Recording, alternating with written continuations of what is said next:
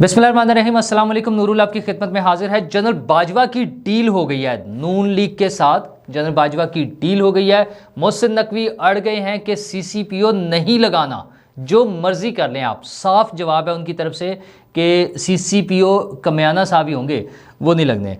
और जनाब वाला इमरान खान साहब किन 22 लोगों से खौफजदा हैं? उन्हें 22 लोगों से डर लग रहा है। वो 22 बंदे कौन थे और परवेज़ इलाही को वेलकम कर रहे हैं, उनकी क्या खूबियाँ उन्हें नज़र आ रही हैं। और एक मज़ाहिया तहरीक जो जेल भरों की चल रही थी, वो 2 दिन में कहाँ पहुँची और आज कहाँ पहुँचेगी और क्या होगा, ये बात मैं आपके साथ डिस्कस करूँगा। लेकिन सबसे अहम खबरें थी अदालत की, जहाँ पर केस चल रहा है पंजाब और केपी की असम्बली की बहाली, उनका इलेक्शन जो शेड्यूल है वो लेने के लिए या देने के लिए, वो तो होना ही है। लेकिन बातें असम्बलियों की बहाली की भी हो रही हैं और जजेस आपस में लड़ पड़े हैं। चीफ जस्टिस पर अदम एतमाद है। लेकिन अदलिया का बुरा वक्त शुरू हो चुका है, क्योंकि ऑडियोज़ और वीडियोज़ आ रही हैं, नई नई ऑडियोज़ और वीडियोज़। वो किन किन जजेस की हैं, क्या बातें हो रही हैं, ये सारी चीज़ें मैं आपके साथ डिस्कस करूंगा। लेकिन सबसे अहम चीज़, अगर हम उसी से शुरू करें, अदालत से ही, कल अदालत में सुओ मोटो एक्शन पे हेयरिंग शुरू हुई है पंजाब और केपी असम्बली के इलेक्शन की तारीख देने के लिए। चीफ जस्टिस साहब ने साफ फरमा दिया, उन्होंने कहा आइन के ख़िलाफ़ कोई बात बर्दाश्त नहीं करेंगे। अच्छा, बड़ी खुशी की बात है कि उन्हें आइन भी याद आ गया है और शायद फ़ैसला भी आइन के मुताबिक ही हो जाए। हालांकि हमारे मुल्क में 130/139 नंबर वाली अदलिया या निज़ाम अदल जो है, इस नंबर का 130/139, वहाँ पर तो फ़ैसले कभी किसी और तरह से भी होते हैं, आइन के मुताबिक तो ज़रूरी नहीं। आपको याद है ना, मैं तो अक्सर जिक्र करता रहता हूँ कि कभी फ़ैसले ज़मीर के मुताबिक होते हैं, कभी फ़रीक़ैन की मर्ज़ी के मुताबिक होते हैं, कभी ऐसे होते हैं जो अवामी उमंगों के मज़हर हों, और कभी मुनासिब फ़ैसले होते हैं। तो अदलिया की तरफ से फ़ैसला जो है वो आइन और कानून के मुताबिक ज़रूरी नहीं है। लेकिन चीफ जस्टिस साहब को याद आ गया है कि कोई बात आइन की खिलाफ वर्जी वो बर्दाश्त नहीं करेंगे। अच्छा, हमारी अदलिया की जो तारीख़ है, ज़्यादा पुरानी भी नहीं, ताज़ा तरीन, करीब तरीन जो है कह लें, उसमें भी ऐसे ऐसे कमाल फ़ैसले हुए हुए हैं कि जब ऐसी बात सुनते हैं तो फिर अजीब सा लगता है कि क्या वाकई हमें आइन और कानून की कोई परेशानी भी है। खैर, ये तो सुओ मोटो पर ही अभी तो वो नहीं हो रहा है, कोई कंसेंसस नहीं हो रहा है। तमाम जजेस, जो 9 जजेस बिठाए गए हैं, उन्हीं में से लोग एतराज़ उठा रहे हैं। तो जो कल सारा दिन आपने सुन ली होगी उसकी रिपोर्टिंग, जस्टिस मंदोखेल और जस्टिस अतर मिनुल्लाह की तरफ से जो रिमार्क्स आए हैं, उसके हवाले से देखें तो ये सुओ मोटो शायद बनता ही नहीं था।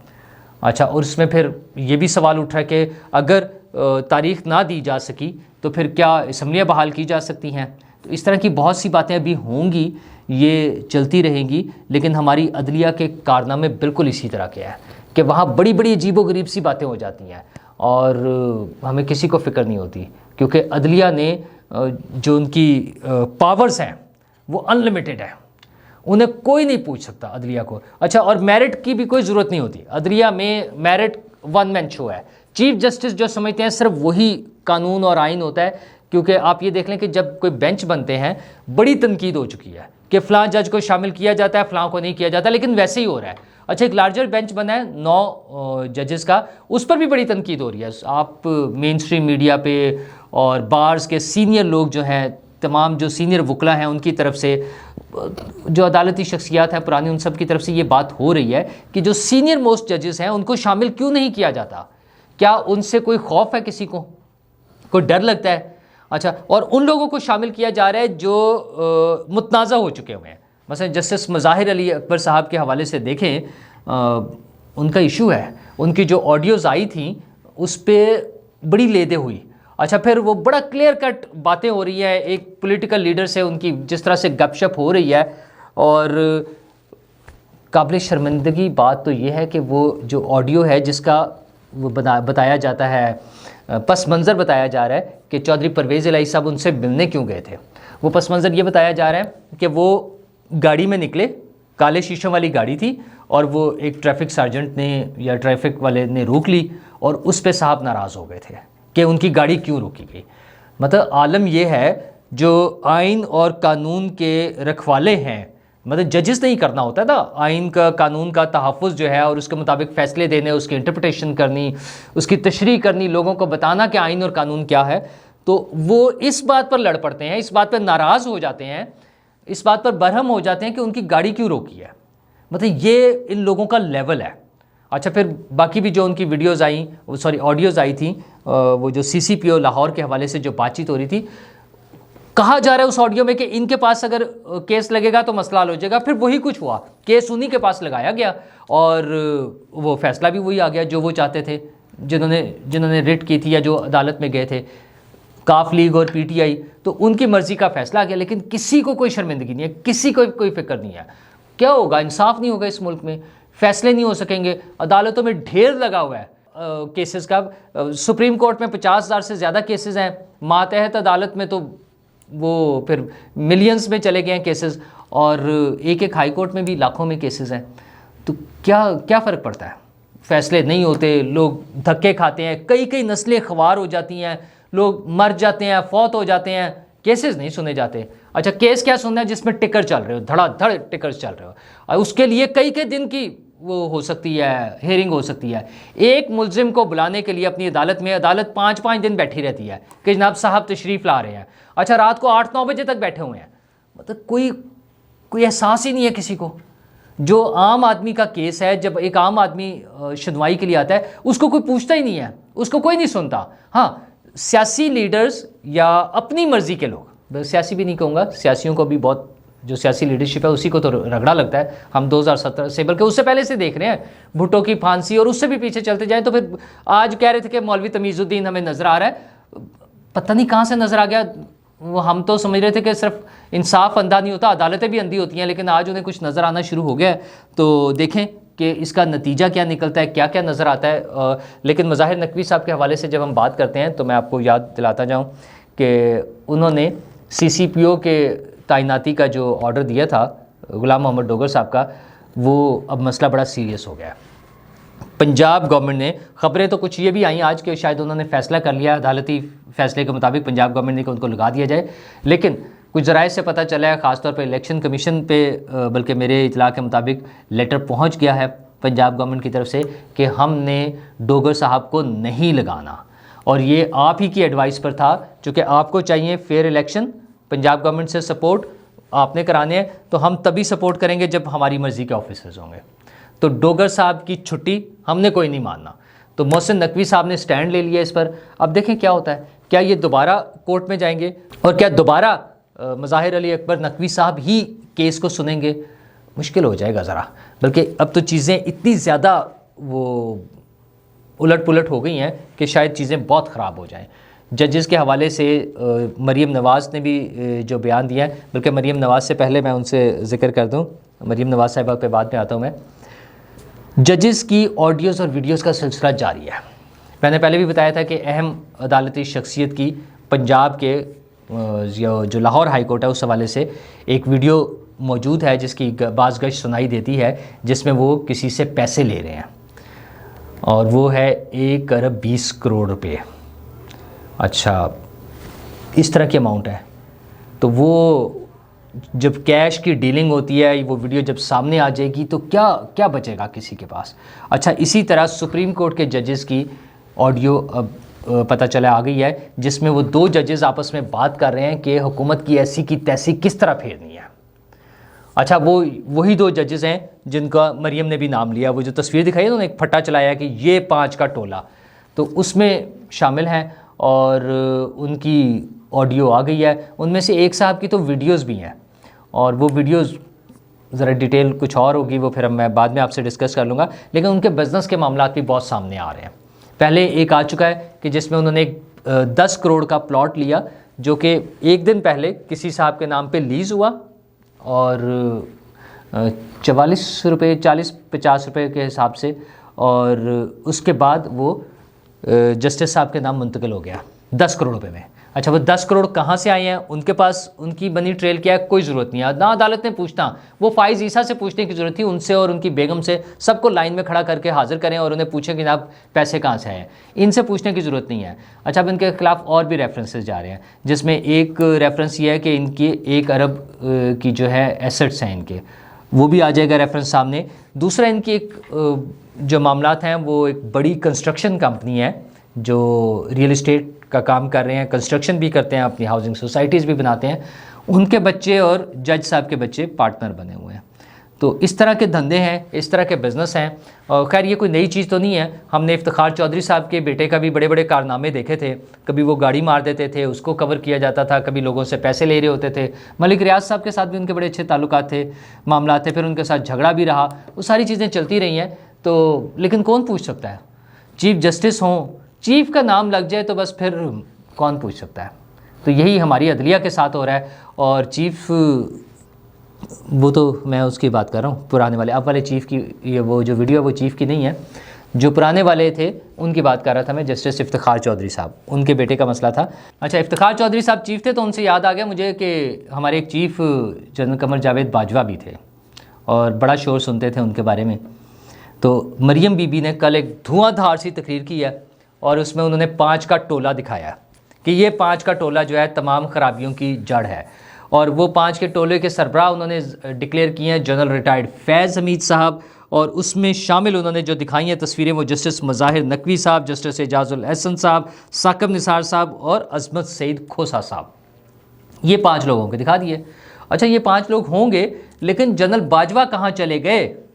क्या नून लीग की कोई डील हो गई है जनरल बाजवा के साथ? क्या नून लीग ने NRO दे दिया है जो मरियम बीबी उन्हें क्लीन चिट दे रही हैं? क्या डील है ये? मतलब असल जो कैरेक्टर थे, असल जो आर्किटेक्ट हैं सारी चीज़ों के, वो तो जनरल बाजवा थे। जब 2017 में नवाज शरीफ साहब की छुट्टी कराई गई तो उस वक्त कौन था? जनरल बाजवा थे। अच्छा, वो अब बताया जाता है कि उन्होंने 2 ब्रिगेडियर्स को साथ लगाया था, ड्यूटी लगाई थी उनकी।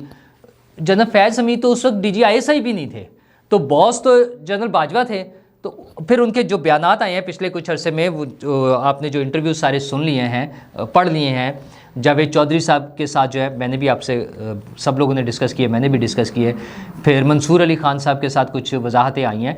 तो इतने सारे कन्फेशन के बाद, और खान साहब उनके बारे में बताते हैं और वो खुद जो कुछ अपने बारे में बता रहे हैं, तो जनरल बाजवा को कैसे क्लीन चिट दी जा सकती है? लेकिन मरियम नवाज़ साहिबा कमाल करती हैं। हो सकता है उनकी कोई डील हो गई हो चुके नवाज़ शरीफ साहब ने भी वापस आना है, क्या कोई म्यूचुअल ऐसी डील हो रही है कि गिव एंड टेक हो रहा है? अच्छा, अब अगर वो डील हो रही है तो क्या इसमें इस्टेब्लिशमेंट भी शामिल है? क्योंकि हुकूमत अकेले तो सारी चीज़ें नहीं कर सकेगी। नवाज शरीफ साहब की वापसी तो अकेले हुकूमत के बस की बात नहीं है, और वो उसके लिए डील बाजवा साहब से ज़रूरत नहीं थी।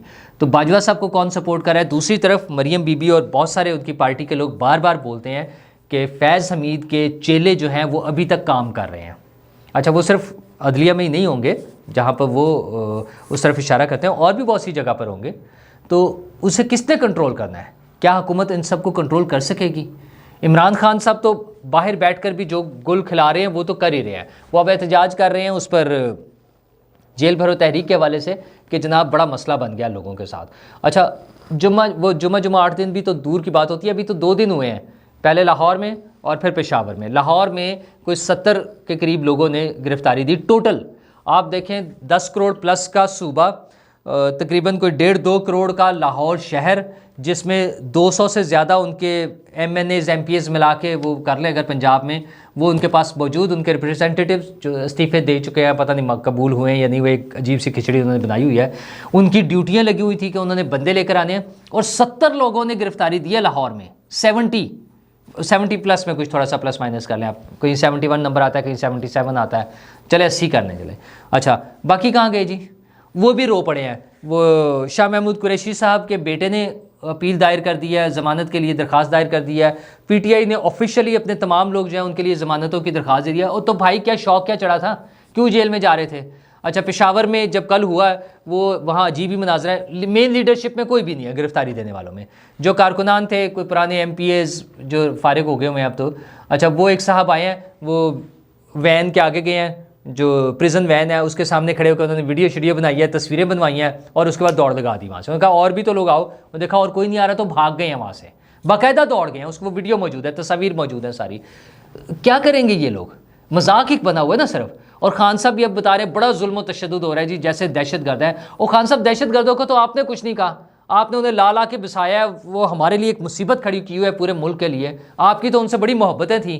तो ये जो शौकिया जिन्हें गिरफ्तारियां देने का शौक था, उन्हें 2-4 दिन गुजार लेने दें वहाँ पर।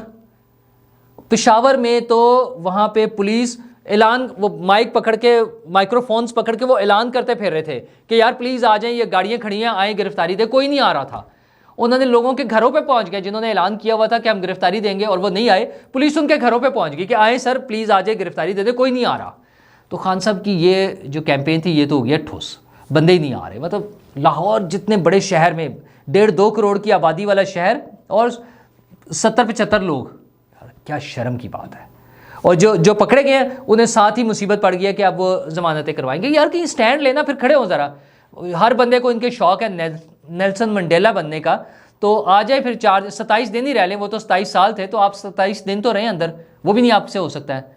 तो खैर दूसरा उन्होंने फरमाया उन्हें बड़ी परेशानी है कि 22 लोगों से उन्होंने रिक्वेस्ट की थी कि इनको ना लगाया जाए। पंजाब में वो 22 लोगों से डरते थे। अच्छा, जिसमें ज़ाहिर है पुलिस वाले होंगे, कोई DCs होंगे, एडमिनिस्ट्रेशन में ही है ना, और उनको खौफ था कि ये 22 लोग आ जाएंगे तो मैं मारा जाऊँगा। अच्छा, और हुकूमत ने लगा दिए, मतलब जो नई हुकूमत बनी उन्होंने लगा दिए, उनकी मर्ज़ी, जिसको मर्ज़ी लगाएं। फिर उन्हें मोहसिन नकवी साहब से बड़ा डर लगता है कि हमारे मुखालिफ को जो है वो कर दिया आपने, वज़ीर आला बना दिया। यार क्या मुखालफत आपकी उससे, मतलब किस चीज़ की मुखालफत थी? ज़रा खुल के बता देना फिर कि क्या मुखालफत थी। कोई मुखालफत नहीं थी। मोहसिन नकवी साहब बिल्कुल ठीक जा रहे हैं एज अ CM, जो केयर टेकर, बल्कि वैसे तो मैं उस पर नहीं आना चाहता, उनके कुछ फैसले तो केयर टेकर वालों से भी अच्छे हैं, बहुत अच्छे हैं। जो बार वो तो चल रहे हैं, वो वहाँ पे मौजूद हैं। परवेज़ इलाही साहब से बड़े खुश हैं कि परवेज़ इलाही साहब ने मेरा साथ दिया था, तो इसलिए अब वो हम भी उनके साथ चलेंगे और मिल के चलेंगे। पता नहीं मिलकर क्या करना चाह रहे हैं। खान साहब जो 3.5 साल में किया वही आइंदा कर लेंगे। असल में तो परवेज़ इलाही साहब के आने का मकसद ये है कि वो आपका सब्सिट्यूट है पार्टी में। जब आप गिरफ़्तार हो जाएंगे या आप नाअहल हो जाएंगे तो फिर परवेज़ इलाही साहब पार्टी को लीड करेंगे, और जो भी बचेगा, बचा खुचा जितनी पार्टी होगी उसको लीड परवेज़ इलाही साहब करेंगे। हाँ, उन्हें अगर बड़ा ग्रुप बन गया, अगर वो कहीं जीतने की पोजीशन में आ गए और कहीं डील होगी जो कि इमरान खान साहब की नहीं हो पा रही, और परवेज़ इलाही साहब से मुझे लगता है कि एक्सपेक्टेशंस हैं अभी भी, उनके लिए कहीं सॉफ्ट कॉर्नर मौजूद होगा। अगर वो हो गई तो शायद उन्हें कोई अच्छा ओहदा भी मिल जाए। पहले भी वो करते रहे, थोड़े थोड़े लोगों के सर पे वो चलते रहे। तो अब तो PTI के साथ उन्हें ये उम्मीद है कि थोड़ा सा ज़्यादा नंबर होगा। अगर वो 10 MPs के साथ वज़ीर आला बन सकते हैं तो अब उन्हें उम्मीद है कि पंजाब में PTI हो सकता है 25, 30, 40, 50, जितने भी मैक्सिमम MPs ले ले, तो उसमें पंजाब और इसी तरह वफाक में परवेज़ इलाही साहब कुछ ना कुछ गुल ज़रूर खिलाएंगे। वो क्या क्या करेंगे ये आने वाला वक्त हमें बताएगा। और जनाब PSL के मैचेस लाहौर से जा रहे हैं, यही झगड़े, यही पॉलिटिकल इश्यूज़ जो है, पंजाब हुकूमत ने इनकार कर दिया है कि वो यहाँ नहीं करा सकते और शायद अब लाहौर में मैचेस ना हों। तो लोगों का जो एक ख्याल था, शौक़ था कि वो ग्राउंड्स में आएंगे, मैच देखेंगे, हल्ला गुल्ला होगा और चौके छक्के और विकेट और बोल्ड और ये सारा कुछ के साथ, सॉरी वो नहीं होगा। तो टीवी पर मैच देखिएगा और दुआ करें कि चीज़ें बेहतर हो जाए, ताकि ये सिर्फ ये मैच नहीं, हम इकॉनमी के मैच में भी कुछ बेहतर परफॉर्म कर सकें। शुक्रिया।